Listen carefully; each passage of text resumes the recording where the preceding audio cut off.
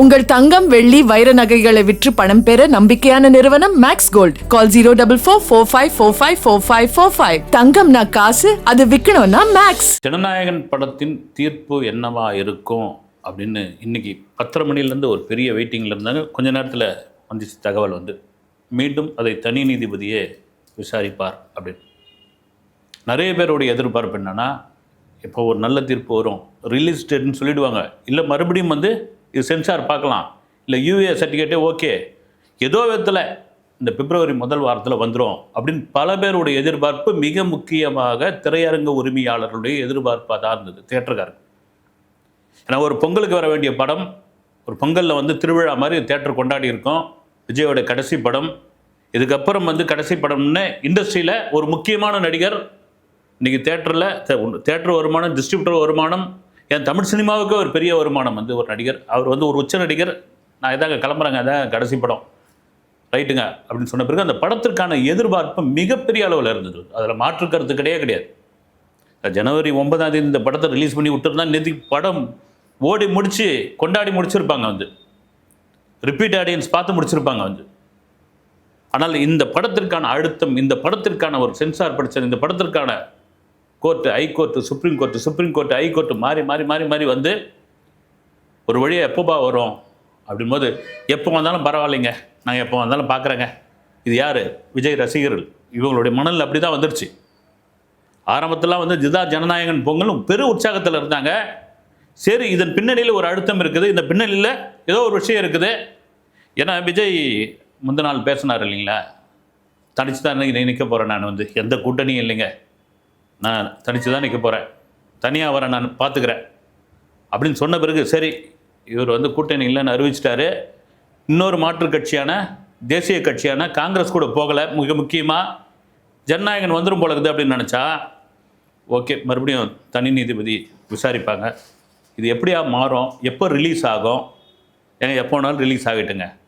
இன்னொரு பக்கம் இந்த படத்தை தேர்தல் ஆணையம் தேதி அறிவிக்கிற வரை ஒரு அழுத்தத்திலே வச்சுருக்க போகிறாங்களா, இல்லை உண்மையிலே இந்த படத்தில் பிரச்சனை தான் இருக்கா? ஏன்னா இன்றைக்கி உயர்நீதிமன்றத்தில் சொல்லியிருக்கிற தகவல் என்னென்னா, இந்த படத்தில் ஒரு வெளிநாட்டு சக்திகள் இங்கே இந்தியாவுக்குள் ஊடுருவி ஒரு தீய சக்திகள் இல்லை மத பிரச்சாரம் சம்பந்தமான ஒரு மோதலை உருவாக்குகிறார்கள் அப்படின்ற மாதிரியான ஒரு காட்சி இருக்குது, வசனம் இருக்குது. இதை நாங்கள் நீக்க சொல்லியிருக்கிறாங்க, இதை நீக்க ஏன் நீங்கள் மறுத்துருக்கிறீங்க அப்படின்னு ஆரம்பத்தில் வந்த டாக் என்னென்னா, இதில் பாதுகாப்பு சின்னங்கள், இராணுவ சம்பந்தமான பாதுகாப்பு சின்னங்கள், அப்புறமா பேட்சு, இதெல்லாம் சரியாக யூஸ் பண்ணல, தப்பாக இருக்குது. இது சம்மந்தமாக எந்த ஆலோசனையும் நீங்கள் அந்த இராணுவ அதிகாரிகிட்டலாம் நீங்கள் எடுக்கலையா? அப்புறம் ஓம்னு ஒரு தீய சக்திக்கு ஓம்னு ஒரு பேர் ஒன்று வச்சுருக்கீங்க, ரோபோக்கு ஒரு பேர் வச்சுருக்கீங்க, இதெல்லாம் தான் காரணம். இப்படி ஒரு பக்கம். நான் ஒரு மூத்த தயாரிப்பு நிர்வாகி, பேர் வேணாம், அவர்கிட்ட கேட்டப்போ அவர் என்ன சொன்னார்னா, இது ஒரு சாதாரணமான பிரச்சனைங்க, ஒரு சாதாரணமான விஷயம். எனக்கு தெரிஞ்சு அவர் சொன்னது எனக்கு தெரிஞ்சு இந்த ஜனநாயகன் ப்ரொடக்ஷன் டீம், அதாவது கேவிஎன் நிறுவனம் இல்லை, இங்கே தமிழில் ஒரு ப்ரொடக்ஷன் டீம்னு ஒருத்தர் இருப்பாங்க இல்லைங்களா, இந்த டீம் ஒரு அனுபவமின்மையால் ஒரு தவறாக கொண்டு போய் இது போய் சேர்த்துட்டாங்களோன்னு சொல்லு. அவர் என்ன சொல்கிறாருன்னா, சென்சார் பார்க்குறாங்க, பார்த்துட்டு அவங்களுக்கு ஆட்சேபனை இருக்குது அப்படின்பொழுது அது சொல்கிறாங்க, இந்த கட்டு இந்த மியூட்டுன்னு சொல்லும்போது நான் ஏற்றுக்க மாட்டேங்க அப்படின்போது நீங்கள் ரிவைசிங் கமிட்டிக்கு போங்க. இது வழக்கமாக நடக்கிறது ஒன்று தான். இவங்க ரிவைசிங் கமிட்டிக்கு போயிருக்கணும். இந்த பட சம்பந்தமான ஒரு முக்கிய நபர் டக்குன்னு கோர்ட்டுக்கு போக சொல்லிட்டார் அந்த ப்ரொடக்ஷன் நிறுவனத்தை. ஏன்னா அவங்க கணக்காரங்க, இங்கே தமிழில் இப்போ தான் புதுசாக படம் எடுக்காங்க, அங்கே எடுத்திருக்காங்க ரைட்டு, அங்கே கூட பெரிய அடுக்கடுக்கான படங்கள்லாம் எடுக்கல. அவங்க ஒரு பில்டர். அவங்க இங்கே இவங்க தப்பாக கைட் பண்ணது தான் சென்சாருக்கு போங்கன்னு சொன்னோடனே, நீதிமன்றத்துக்கு போங்க அப்படின்னு சொன்னோடனே இவங்க நீதிமன்றத்துக்கு போயிட்டாங்க. இது சென்சாருக்கு ஒரு ஈகோ பிரச்சனையாக இருந்தாலும், இன்னொரு பக்கம் ஏற்கனவே முதல்ல தனி நீதிபதி தான் விசாரித்தாங்க, இது நீதியரசர் ஆஷா விசாரித்தாங்க. அவங்க என்ன சொன்னாங்க, யூஏ இந்த படத்தை கொடுத்துக்கலாம் ரைட் அப்படின்ட்டாங்க. இந்த இடத்துல தான் மிக முக்கியமான என்னன்னா, இந்த படத்துக்கு ஒரு தனி நீதிபதி கொடுத்து யூஏ சரி நீங்கள் ரிலீஸ் பண்ணிக்கலாம் அப்படின்னு ஒரு தீர்ப்பு வந்த உடனே சென்சார் போர்டு மேல்முறையீடு அதே உயர்நீதிமன்றத்துக்கு போனாங்க. அதுக்கான காரணம் என்னென்னா, இந்த படத்தை முன்னுதாரணமாக காட்டி இனி வரக்கூடிய படங்கள், ஏமா எனக்கு சென்சாருக்கு இத்தனை கட்டு கொடுக்குறியா, இத்தனை மியூட் கொடுக்குறியா, நீ யூ கொடுக்க மாட்டியா, யூஏ கொடுக்க மாட்டியா, ரைட்டு நான் நீதிமன்றத்துக்கு போகிறேன் பாருங்கள். முன்னாடி இதே மாதிரி நீதிமன்றத்துக்கு போன ஒரு படத்துக்கான வழக்கு இருக்குது பாருங்கள். முன்னுதாரணமாக மாறிவிடும் அப்படின்னால சென்சார் மேல்முறையீடுக்கு போனது ரைட் அப்படின்னு இந்த தயாரிப்பு நிர்வாகி சொல்கிறார். அதை தவிர பார்த்தீங்கன்னா ஒரு 25 வருஷத்துக்கு முன்னாடி வந்து சென்சார் போர்ட்லேயே வந்து ஒரு தீர்ப்பாயம் மாதிரியான ஒரு குழு ஒன்று இருந்தது. அப்போது பிஜேபி கவர்மெண்ட் வந்த பிறகு அதை எடுத்துட்டாங்க. அந்த தீர்ப்பாய குழு எதுக்கு வச்சுருக்காங்கன்னா, இது மாதிரியான சென்சார் போர்டில் உள்ள மெம்பர்கள், சென்சார் போர்டில் உள்ள தலைவர்கள், அந்த படம் பார்த்தவர்கள், இவங்களுக்குள்ள அந்த அந்த அந்த படம் சம்மந்தப்பட்டவர்களுக்குள்ள ஒரு விவாதம், ஒரு முரண்பாடு ஏற்பட்டால் அந்த தீர்ப்பாயம் குழு வந்து பார்ப்பாங்க. அவங்க ஃபைனலாக அதில் யாருன்னா அனுபவம் வாய்ந்த ஃபிலிம் மேக்கர்ஸு, நடிகர்கள், திரைப்பட சம்மந்தப்பட்ட மூத்த கலைஞர்கள், இவங்கெல்லாம் வந்து உறுப்பினராக இருப்பாங்க. அவங்க பார்த்துட்டு ஒரு ஃபைனல் டிசிஷன் கொடுப்பாங்க. அதை ஏற்றுப்பாங்க.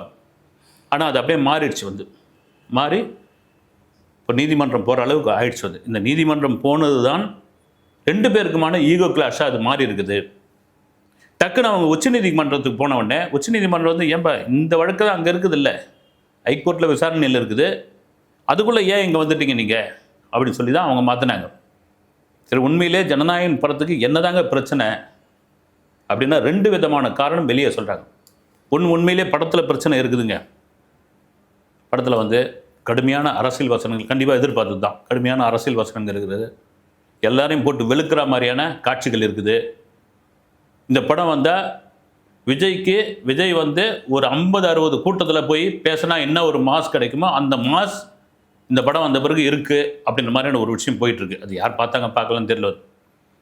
இன்னொரு பக்கம் என்னென்னா, ஏங்க ஒரு அழுத்தம் இருக்குதுங்க. வந்து கூட்டணியா இல்லையா, இல்லை வரப்போறியா இல்லையா அப்படின்ற அழுத்தம் இருக்குது. அந்த அழுத்தத்தின் வெளிப்பாடு தான் இந்த திரைப்படத்தை போட்டு இப்படி உழுக்கிறாங்க அப்படின்னு. சரி சாமி, இவ்வளோ எழுத்து முறை, இந்த படம் எப்போ தான் ரிலீஸ் ஆகும் இப்போ என்ன நீங்கள் கேட்கலாம். அதை நான் சொல்கிறேன். அதுக்கு முன்னாடி இது ஒரு பக்கம் இருக்கும்போது முதல்லாம் இருந்தாங்க இல்லைங்களா, நீங்கள் தாவேக்கா ரசிகர்கள், தொண்டர்கள், விஜய் ரசிகர்கள் எது வேணாலும் வச்சுக்கலாம். அவங்க கிட்டத்தட்ட பார்த்திங்கன்னா இந்த பொங்கல் செலிப்ரேஷன் முழுக்க ஒரு பெரிய எதிர்பார்ப்பு ஜனநாயகம் மேலே இருந்தது. அவங்கன்னு கிடையாது, பொதுவான ஆடியன்ஸ் மேலே. திரைப்படத்துறையை சேர்ந்த திரையரங்கு உரிமையாளர்கள் அத்தனை பேருக்கும் வந்து பெரிய ஆர்வம். ஏன்னா அப்போ தானே வந்து ஒரு படம் ஓடினா தாங்க நல்லாயிருக்கும். ஒரு வருஷம் 2026 தொடக்கம், 2025 எப்படியாப்பட்ட ஒரு வருஷமாக தமிழ் சினிமாவுக்கு அமைஞ்சுது. இந்த தேட்டருக்காரங்களாம் பார்த்தீங்கன்னா இந்த சிங்கிள் ஸ்க்ரீன்ஸ் பூரா வந்து கல்யாண மண்டபமாக மாறிக்கிட்டு இருக்குது. வருமானம் கிடையாது, மல்டிப்ளெக்ஸில் மட்டும்தான் கூட்டம் வருது, சிங்கிள் ஸ்க்ரீன் கிடையாது. எதிர்கால நிலைமை என்ன ஆகுன்னு தெரியல. படங்கள் ஓடணும், ஒரு பக்கம் ரீரிலீஸ் ஓடிக்கிட்டு இருக்கு. அது இண்டஸ்ட்ரிக்கே ஆரோக்கியம் கிடையாது. அப்போ ஒரு வருஷத்தினுடைய துவக்கம் 2026 விஜயோட கடைசி படம் ஜனநாயகன் வருது அப்படின்னா அந்த படம் நிச்சயமாக ஒரு 1000 கோடி அடித்து தூக்கும் அப்படின்னு எதிர்பார்த்தது.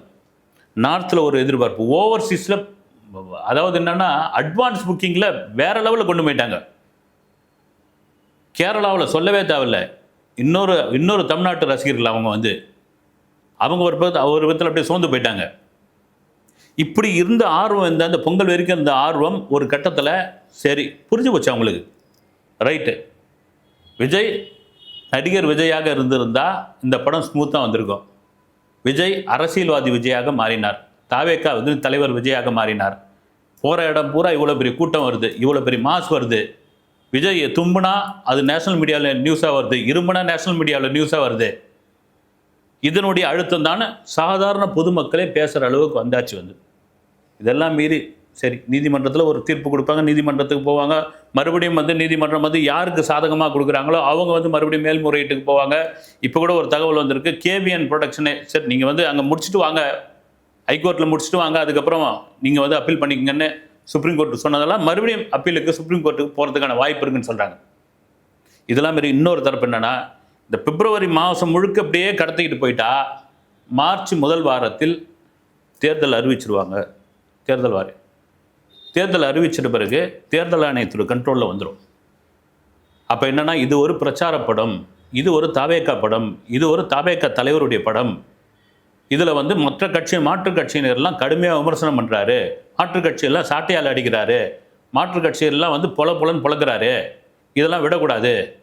ஏன்னா பாருங்கள், எல்லாரும் விஜய் கூட கூட்டணி வரன்னு சொல்லிட்டு இருந்தவங்க பூரா டக்குன்னு வெவ்வேறு இடத்துக்கு மாறிட்டாங்க பாருங்கள். இன்றைக்கி செங்கோட்டையன் கூட ஒரு இன்டர்வியூ ஒன்று கொடுத்துருக்காரு. டிடிவி தினகரன் கூட பேசிக்கிட்டு தான் இருந்தார், எங்கள் கூட வரேன்னு சொல்லிட்டு இருந்தார். அது உண்மை தான் அது. ஆனால் தடால்னு அங்கே போயிட்டு இந்திய கூட்டணியில் மாறிட்டார். அப்படின்னா அதை வந்து டிடிவி தினகரன்ட்டே கேட்குறாங்க. உண்மை தான். நான் எந்த வித அழுத்தத்துலேயும் வரல, பேசிக்கிட்டு இருந்தேன், அங்கே போய் சேரணும்னு ஆசைப்பட்டேன், வந்துட்டேன் நான் அப்படின்னு. அப்போ செங்கோட்டையன் என்ன சொல்கிறாருன்னா, எது சம்மந்தமாக பேசினாலும், அந்த கூட்டணி சம்மந்தமாக நாங்கள் பேசினாலும் டெல்லியிலேருந்து உடனே ஆள் வந்துடுறாங்க, டெல்லியிலேருந்து உடனே தகவல் வந்துடுது, அதனால் இப்போதைக்கு எதுவும் கேட்காதீங்கப்பா அப்படின்ற அளவுக்கு இப்போ மாறி இருக்குது. திடீர்னு இப்போ வந்து அரசியல் திருப்பமாக என்னென்னா, நம்ம ஏற்கனவே ஒரு வீடியோ பேசியிருந்தோம், விஜய் தைலாபுரத்துக்கு கிளம்ப போகிறாரு, திண்டிவனத்துக்கு அப்படின்னு. இப்போ வந்து செங்கோட்டையன் கிளம்ப போகிறார் நாளைக்கு மறுநாள் அப்படின்ற ஒரு தகவல். டாக்டர் ராமதாஸுடன் தாவேக்கா கூட்டணி. ஏன்னா அன்புமணி ராமதாஸ் என்டிஏ கூட்டணியில் சேர்ந்தாச்சு, மற்றவங்களாம் இதுவாகிடுச்சு. ராமதாஸுக்கு வட மாவட்டங்கள் ஒரு செல்வாக்கு இருக்குது, வன்னியர்களுடைய ஓட்டு இருக்குது, அவருக்கான ஓட் பேங்க் இருக்குது. அவர் தான் பாமகவினுடைய நிறுவன தலைவர், அவர் தான் ஆரம்பித்தார். அப்படின் பொழுது அவருக்கான ஓட்டை, அவருக்கான அந்த பலத்தை நிரூபிக்கிறதுக்கு ஒரு கூட்டணி வேணும் போது, இளைஞர்களுடைய சக்தி, பெண்களுடைய ஓட்டு அதிகமாக இருக்கக்கூடிய விஜயுடன் கூட்டணி வைத்தால் என்ன, ரைட்டு ஓகே அப்படின்னு செங்கோட்டையன் பேசுவார். ஓபிஎஸ்ஸே அந்த மாதிரி ஒரு மனநிலையில் தான் இருக்காங்க. ஓபிஎஸ்ஸை அந்த பக்கம் இந்த பக்கம் பந்தாடுறாங்க வந்து. அவருக்கும் ஒரு ஆதரவாளர் இருக்காங்க, அவருக்கும் தேனி கம்பம் போடி பக்கம் வந்து ஒரு செல்வாக்கு இருக்குது, அவரும் இங்கே வந்து சேரத்துக்கான வாய்ப்பு இருக்குது. அதுதான் செங்கோட்டையன் சொல்கிறாரு, இருங்க எல்லாம் பொறுத்துருங்க. அதாவது விஜய் தனித்து விடப்பட்டார், விஜய் வந்து ரோட்டில் நிற்க வச்சுட்டாங்க, விஜய் யாரும் சீன்றதுக்கு ஆள் இல்லை, விஜய் கூட யாருமே பேசுறதுக்கு இதுவும் இல்லை, விஜய் ஜெயிக்க மாட்டார்னு இவங்களாம் முடிவு பண்ணிட்டாங்க. இதெல்லாம் ஒன்றுமே கிடையாதுங்க. வந்து எங்கள் கூட நிறைய பேர் வந்து கூட்டணிக்கு பேச வந்திருக்காங்க, பேசினாங்க, அதுக்கான சமிஞ்சையெல்லாம் வந்தது. ஆனால் அதுக்குள்ளவே ஒரு மேலிடம் உள்ளே பூந்து எல்லாரையும் அப்படியே லாக் பண்ணி அமுச்சிட்டாங்க. அதை பற்றி எங்களுக்கு கவலையே இல்லை, நாங்கள் நிற்கிறோம், தனியாக நிற்கிறோம், நாங்கள் பார்த்துட்றோம். சரி, இது ஒரு பக்கம் இருக்கும்போது, சரி பிப்ரவரியில் ஜனநாயகம் வருமா வராதாங்க அப்படின்னா, அது நீதிமன்றத்து கையில் தான் இருக்குது, ப்ரொடக்ஷன் நிறுவனத்து கையில் தான் இருக்குது. ஒரு வேளை இவ்வளோ பெரிய அழுத்தம் இந்த படத்திற்கு வந்தால், இந்த மாதம் கடைசியிலையோ அல்லது பிப்ரவரி மார்ச் முதல் வாரத்திலேயே இதை ரிலீஸ் பண்ணிக்கிங்கன்ற மாதிரி ஒரு அழுத்தம் வந்தால், கண்டிப்பாக தேர்தல் ஆணையம் தேதி அறிவிச்சிருவாங்க. ரிலீஸ் பண்ண முடியாதுன்னு ஒரு சூழ்நிலை வந்தால், இந்த படம் ஜூன் 22 வரத்துக்கான வாய்ப்பு இருக்குதுங்க. விஜய் அதை முடிவு பண்ணலாம். விடுங்க, என் பிறந்த நாளுக்கு பொங்கலுக்கு வரல, விஜயோட பிறந்த நாள் அவருடைய ரசிகர்கள் தொண்டர்கள் ஒரு பொங்கல் மாதிரி தீபாவளி மாதிரி தான் கொண்டாடிக்கிட்டு இருக்காங்க. விடுங்க, 22 விடுங்க, ஜூன் 22 பார்ப்பாங்க. எப்போ பார்த்தாலும் சரிங்க. திரும்ப ஏன்னா அவங்க சொல்கிறது என்னென்னா, இது எப்போ வந்தாலும் இந்த திரைப்படத்தை நாங்கள் பார்க்குறதுக்கு ரெடியாக இருக்கிறேங்க. திரும்பவும் சொல்கிறேன், ஒரு திரைப்படத்தை இந்த அளவிற்கு நீங்கள் கொண்டு போய் சேர்த்துனீங்கன்னா, இந்த படத்திற்கு ஒரு 100 கோடி ரூபாய் செலவு பண்ணி ப்ரொமோஷன் பண்ணால் கூட இந்த அளவுக்கு போய் ஒரு ஐப்பு கொண்டு இருக்காது. சில பேர்லாம் பேசுகிறாங்க வந்து, ஏங்க அப்படின்னு நீர்த்து போச்சுங்க, ஒரு படம் வருதுன்னு அந்த ஆர்வம் கம்மியாகி போச்சுன்னா ரசிகர்கள் யாரும் வந்து படம் பார்க்க வரமாட்டாங்கன்னு. ஏங்க, ஒரு ரீரிலீஸ் படம், தெரின்னு ஒரு ரீரிலீஸ் படத்தை தள்ளி வச்சுட்டாங்க, தேதி குறிப்பிடாமல் வச்சுட்டாங்க. அதுக்கு என்ன ஆர்ப்பாட்டம், என்ன மக்களும். தெரிய எப்போ ரீரிலீஸ் பண்ண போகிறீங்க? ரீரிலீஸ் படத்துக்கு தெரிய எத்தனை முறை பார்த்துருப்பாங்க. அந்த படம் வந்து 10 வருஷம் கூட ஆகலை. ஏப்ரல் 14 வந்தால் தான் 10 வருஷம் ஆக போகுது. அந்த படத்துக்கு அவ்வளோன்னா, ஒரு விஜயோடைய கடைசி படம், ஒரு உச்ச நட்சத்திரம், ஒரு வருடத்திற்கு 1000 கோடி சம்பளம் பெறக்கூடிய ஒரு நடிகர் அதை விட்டுட்டு வந்திருக்கார் அப்படின் பொழுது, அந்த படத்துக்கு எவ்வளோ பெரிய எதிர்பார்ப்பு இருக்கும். கண்டிப்பாக இந்த படத்தில் ஏதோ விஜய் ஒரு முக்கியமான அரசியல் விஷயத்தை பேசியிருக்கிறாருன்னு ஒரு பெரிய சந்தேகம். அதுதான் வந்து இந்த அளவுக்கு அழுத்தமானு தோணுது வந்து. அதனால தான் அங்கே சொன்னது வந்து, எனக்கு அழுத்தம் இல்லைன்னு என் மூஞ்சை பார்த்தா அழுத்தத்துக்கு பயப்படுற மூஞ்சாவாக இருக்குது அப்படின்லாம் சொன்னால தாண்டி, ஒரு அழுத்தம், ஒரு நிர்பந்தம், ஒரு கட்டாயம் எல்லாம் சேர்த்து இருக்குது வந்து.